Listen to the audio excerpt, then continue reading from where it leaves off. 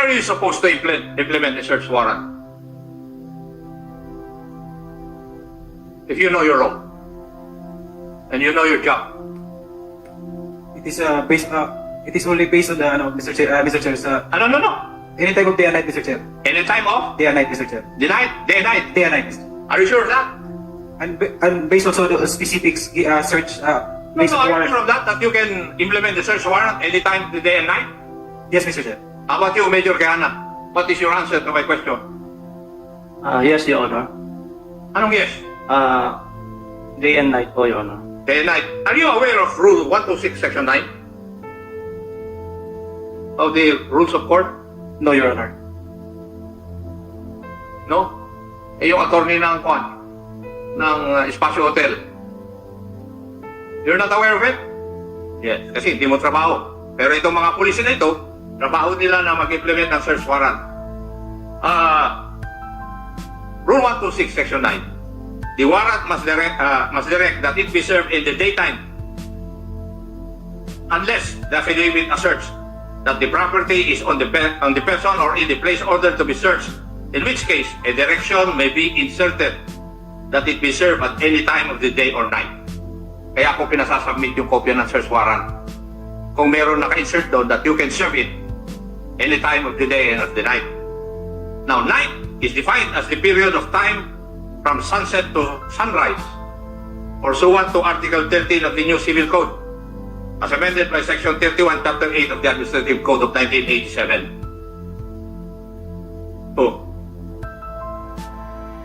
So, how can it be legit? Ang dami ng kwan. Now, General Mariano, after hearing all of this, could you please tell me kung tama ang ginawa ng mga bata mo? Mr. Chair, mali po, Mr. Chair. Ha? Mali po, Mr. Chair. Mali. Meron ka rin ba pagkakamali? Meron din po, Mr. Chair, kasi kami po nakita yung kanilang mga pagkakamali during the time that we are conducting the investigation because we are basing only doon po sa ating sinabit nilang mga affidavits as well as during that time, hindi pa naman po nakakwash yung ating SW, kaya po I'm in assumption po na it is done in regularity in the performance of duty. Well, would you agree with me that you are responsible for what your men did from end to finish of the operation? Yes, Mr. Chair. Yes, but, therefore, can I clarify, Mr. Chair? tapos patapusin mo muna ako ito kasi may therefore Yes, pa Mr. ako. Chair. And therefore, you failed in observing command responsibility. Kasi hindi mo masabi sa akin ngayon. Mr. Chair, I did not give them unlawful order, Mr. Chair, because I did not say that you gave them unlawful orders. But that is why I asked you for the definition of command responsibility in the first place. And yet, you do not know that definition. And that is the reason why hindi mo ako masagot ng tama. Kasi any commander for that matter is responsible for whatever his unit or men fails to do or does. Or do, I mean. So, kung may pagkakamali yung mga tao mo, even if you do not know it, you are still responsible being the commander. yes, Mr. Chair. Yes.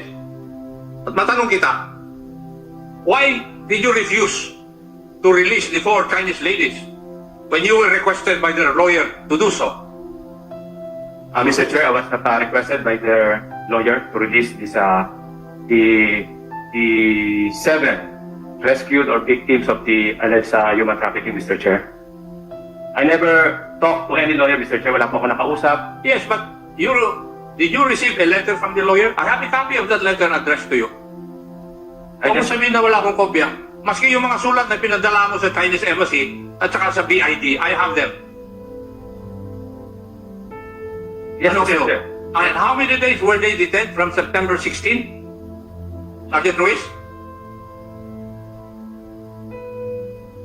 How many days were they detained sa the SOU? 4 days, Your Honor. And then after which, They will transfer to Tampo Police Station. who ordered the transfer? If I recall, Your Honor, Lieutenant Colonel Guevara. Yes. Now, Major Magsalos, bakit mo tinanggap? Hindi naman ikaw nakahuli. Hindi ka naman ng Office of Primary Responsibility. Mr. Chair, it was endorsed by the DSOU to use only the facility, but still Can that be done in the PNP? as rescued victims, Your Honor, Mr. Chair. You assume that they are rescued victims. Yes, Your Honor. Eh, It was ikaw in- kasama it sa was Operation in- EO eh. Alam mo na hindi sila rescue victims. Kitang-kita na kinatok nyo yung mga kwarto ng ibang tao. Yes, Mr. Chair, I never deny that I was in that operation, but with limited participation only as area security, Mr. Chair, Your Honor. Area security. Pero the fact remains na tinanggap mo sa iyong custody yung 4 na Chinese victims. Saka, Would that be proper?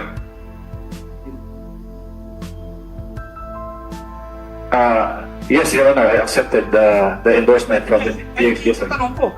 Kasi alam na namin na tinanggap mo dahil nandun sila eh. But is that proper?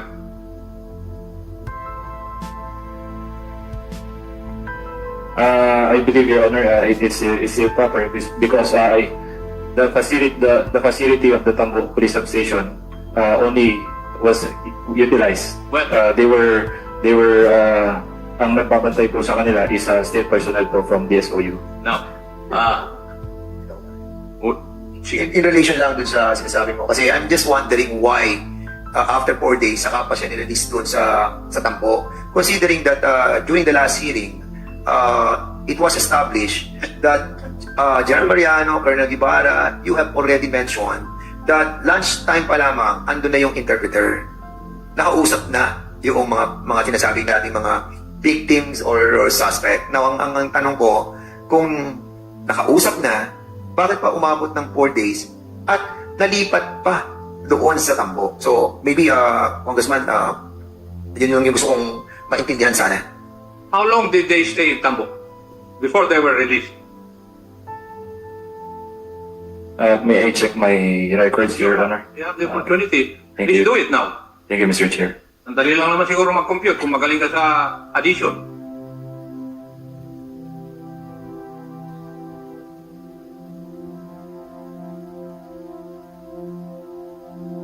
When were they released? Anybody who knows when they were released? Sino ang nag-release? Kasi doon tayo pupunta. September 30? 2 weeks ba? Umabot sila ng 2 weeks? Your Honor, yung pag-release po is sa Tambo Police Station na po nangyari po. Where are you released? Anong date? September 30? Wala na po kaming idea, Your Honor. Hindi po kami napupunta doon. Oh, yung station commander na tanungin natin. Alam to ni ano, hindi magsalos eh. Magsalos, alam ka naman hindi mo alam. Di ba nasa custody niyo yung parang, hindi, sabi niyo nga, victim na eh. So kung victim yun, nasa special room sila, biktima sila eh. Oh, pero, hindi mo alam na meron kang special guest na nandun sa loob ng departamento mo. Na syempre nakikita mo yung kung nasa conference ako nilagay. Mr. Chair, I was not the one who's deciding kung saan po siya Ikaw ilalagay. di pa sa tambo. Yes, Mr. O Chair. di ba, jurisdiction mo yun. Ha? Yes, Mr. Chair. Sa mga nilagay sa tambo, yung mga guest na yun, yung mga victims. Sa office po sa Soler, Mr. Chair. Doon nila sila nilagay sa Soler? Yes, Mr. Chair, my office Is that po the procedure? sa Soler. Is that the procedure? In relation to this human trafficking, sa mga trafficking na to, ha? It is being released sa DSWD o kaya sa, hindi dapat sa Soler. Then my question is, Ang dami niya naman pera para dali sa Soler. how many days na nandun? Kasi you're being charged for arbitrary detention. Titignan ko kung tama. Yes, Mr. Chair. Ilan araw sa'yo? They were released September 30. So from September 16, September 30, matter of 14 days? Tama? Just checking, sir, kung kailan po na-endorse kasi I don't have the Eh, records. after 4 days, sabi nila kasi nakakulong ng 4 days sa DSOU eh. So 10 araw dahil sa iyo kasi 4 days sa kanila. Congressman ako ito para maging sigurado. Ito yung pinahal sa Ombudsman. The police eventually released us on September 30, 2023 upon the knowledge of the filing of the petition for writ habeas Habeas corpus corpus, before the yes. Pinagilan Regional Trial Court. So, nirelease nyo sila September 30, 2023. In other words, they were under your custody, Southern Police District for 14 days. September 16 to September 30 without any complaint being filed. Tama? Sergeant Luis, di ba tama yun? Yes, Your Honor. And in that law that you mentioned, 92-03, anti-trafficking, dapat may complaint, di ba? Yes, Your And Honor. the complaint must emanate from the victims themselves, their relatives, di ba? Yes, Your Honor. Yes. So wala kayong basis na i-detain sila because there was no complaint. And that is precisely the reason why your district director was looking for a means na ma-justify yung detention. Kasi mayroong interpreter dyan, according to reports, Nag-interpret is Mr. Sean Carpio. Yes, we have invited, and the presence of Mr. Sean is here. And he took his oath already, so you can directly ask the questions on this resource speaker. Nakakaintindi po ba kayo ng English o Tagalog? Your Honor, I just speak English. English. English only, Your Honor. Okay. Who among the officers do you know? Actually, some... Ito, tagutin mo yung tanong ko. Baka i-contempt din kita eh. Hello, sir. There are some officers who looks... Who among the officers present do you know personally? Mr. Bong, sir. Mr. Bong. Bong? I only know the nickname, sir. Who is Bong? Ikaw? Ako po yan, Your Honor. Sergeant ano? Patrolman Maambong po, Your Honor. Bong. Noong or when an interpreter was needed so that you can talk to the Chinese ladies, sino ang kumontak kay Mr. Sean? Your Honor, ganito po yung nangyari nun. Nung nag-inquest po kami, Your Honor, wala po kaming kasamang interpreter. Noong Nag-inquest proceeding po. nag-inquest proceedings, yung lalaking Chinese. Opo. Ay kasi hindi nyo nahuli yung isa eh. Yes po. Yes. Then may mga rescued po na babae doon, Your Honor. Wala po kaming Yung rescue nyo na babae ron? Yung apat na babae. Opo, kasama na. Pito O po. kinatok ninyo sa ibang lugar yun eh. Yung iba nagkusyoso lang eh, hinuli na ninyo eh. Di ba? Kayo nga nag-testify? Kasamahan mo? Yes po. Yes. Huwag nyo nang kwando na nakatatak na sa aking memorya yun eh. Oh. Di ba? So, paano napasok si Mr. Sean sa eksena? Yung during inquest po namin, Your Honor, wala po kaming interpreter. Sabi po nung Pau, tawagin daw po namin si Sean. Nandun po siya sa hallway noon, sir. Paano alam ng Pao yung pangalan ni Mr. Sean? Your Honor, si Mr. Sean po, ginagamit na po talaga doon na interpreter sa loob ng ano. Ng korte? Opo. Okay. Sige. Pero ikaw ang kakilala. No, Your Honor, doon lang po kami nagkita, Your Honor. Nung pinatawag na po sa akin ni Sir Dilayon po, investigador. Pinatawag ni... Pinatawag po sa amin ng Pau, inutusan po ako ni investigador po namin. So, wala ang kakilala si Mr. Sean sa inyo. Wala po, Your Honor. So, napunta siya bilang interpreter because of the Pao lawyer. Opo, Your Honor, in-endorse po sa amin. In-endorse sa inyo. Now, yun ay ginamit nyo sa inquest proceeding. Doon sa pakikipag-usap ninyo doon sa apat na babae, ginamit nyo ba siya? Your Honor, pinapunta po namin siya sa office, Your Honor. Pinapunta nyo doon? Sa office po ng DSOU, Your Honor, para daw po kukuhanan ng information po yung mga rescued po. So, siya ang nag-serve na interpreter doon. Opo, Your Honor. So in other words, patuloy ko lang si Congressman Apap, in relation to what you were saying a while ago, that this Mr. Sean at you, nagkita lang kayo doon sa ini-inquest lang. Opo, Your Honor. Now you're saying to us, Mr. Sean, that ang kilala mo ay siya. Ayun, okay? So doon sa grupo nila Major Magsalos, Ibarra, at Nikihana, nakasama mo na ba ang mga tao ito? Oh, wait. You don't speak Tagalog? Sorry, Your Honor, I only speak You English. understand Tagalog? No, I don't You understand. don't understand Tagalog? Only English to Mandarin. Okay, those people who are here today, no? The group of Colonel Ibarra, Major Ihana, and Major Magsalos, do you know them? I don't know them, but I saw them. Are you sure? Yes, sir. You are under oath, ha? Tandaan mo. Yes, sir. ha? Yes, Your Honor. Remember this, Yes. you are under oath, ha? Yes, Your Honor. You are a Chinese national. Yes, You are sir. not a Filipino. Chinese national, Your Honor. When was, you've been here in the Philippines for how many years? Since 2012, sir. 2012. And what? 2012? Yes. And Yes, you are a Chinese national? yes, Your Honor. So what are you using, what kind of visa are you using? Because my wife is a Filipino, I already have permanent residence here. So in other words, you're always, what do you call that? That your visa is being reapplied every a year or 2 years? I have green cards, which means permanent residence, Your Honor. So Okay. I'm already legitimate. That's the reason why you can stay for a longer time. Yes, Your Because your Honor. wife is a Filipina. Yes, Your Honor. So you don't have a direct relationship with this guy, with all these guys, no? Yes, I don't have. How about your relationship with Sergeant Lord Antonino? I don't know those. You don't know the guy? I don't know, Your Oh, Honor. sure. Yes, sir. Okay. Yes, Your Honor. I will assume my line of question in a while. But for the meantime, I'll be letting Congressman Akop do the questioning. Go ahead, I Congressman. want to wrap up, Mr. Chair. Mr. Sean, your name is Xinghua Xiao. Yes, Your Honor. Yes. And you have 2 passports. Your Honor, Expired in 2021? yes, Your Honor, I have an old passport. It was expired in 2021. Yes. I have already renewed it. And I already did the annual report yesterday in Okay. Mahal. Okay.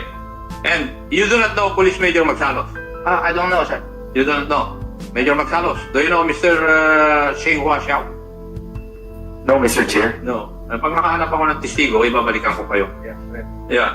And is it true, Mr. Sean, that you have been arrested by the PNP in 2021? Yes, Your Honor, because For what?